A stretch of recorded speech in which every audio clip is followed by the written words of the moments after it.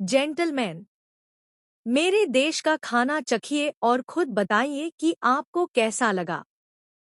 आखिर Indian food इतना शानदार क्यों होता है? बस इसलिए प्लीज शर्माइए मत। ईट मोर, नो शाय, ईट इट। और इसी के साथ स्वागत है आप सभी का इस वीडियो में, जहां तुम से तुम तक के आने वाले एपिसोड में आप देखने वाले हैं सबसे बड़ा धमाका, आर्यवर्धन की ओर से उठाया गया वो कदम जिसके बाद पूरी कहानी का रुख बदल जाएगा। कहानी की शुरुआत होती है उस ग्रैंड पार्टी से जहां मीरा की बनाई गई चालें आखिरकार धीरे धीरे कामयाब होती दिख रही थी। मीरा की योजना बिल्कुल साफ थी, अनु की बेइज्जती और उसके परिवार को इतना अपमानित करना कि वो कभी भूल न सकें। मीरा ने यहाँ पर हर्षवर्धन की पत्नी को इस हद तक भड़का दिया कि वह अनु और उसके परिवार को देखते ही आग बबूला हो जाती है। जैसे ही वह देखती है कि चांदनी चौक से आए हुए अनु के परिवार वाले कैटरिंग का सेटअप संभाल रहे हैं, उसका गुस्सा और बढ़ जाता है। अनु की मां पुष्पा जी विनम्रता से उसे समझाने की कोशिश करती हैं। मैम, यह कैटरिंग का जिम्मा हमें दिया गया है।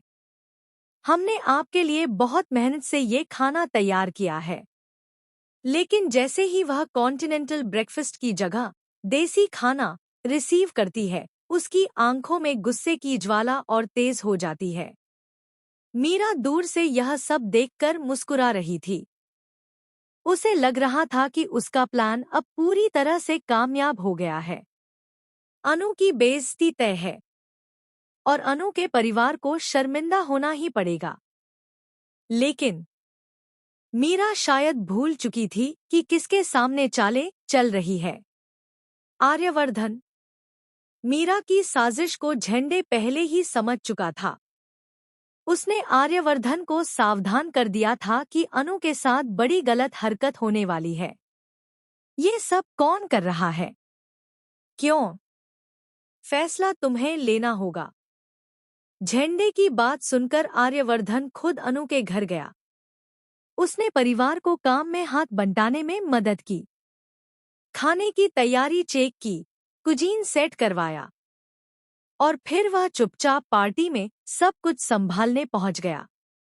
उधर हर्षवर्धन की पत्नी का गुस्सा काबू में नहीं आ रहा था। वह मेहमानों के सामने अनु के परिवार की बेइज्जती करने ही वाली थी। तभी मंच पर आते हैं आर्यवर्धन। पूरी पार्टी का माहौल एक पल में बदल जाता है। आर्यवर्धन मुस्कुराते हुए कहता है, लेडीज एंड जेंटलमैन, विदेशी खाना तो जिंदगी भर खाते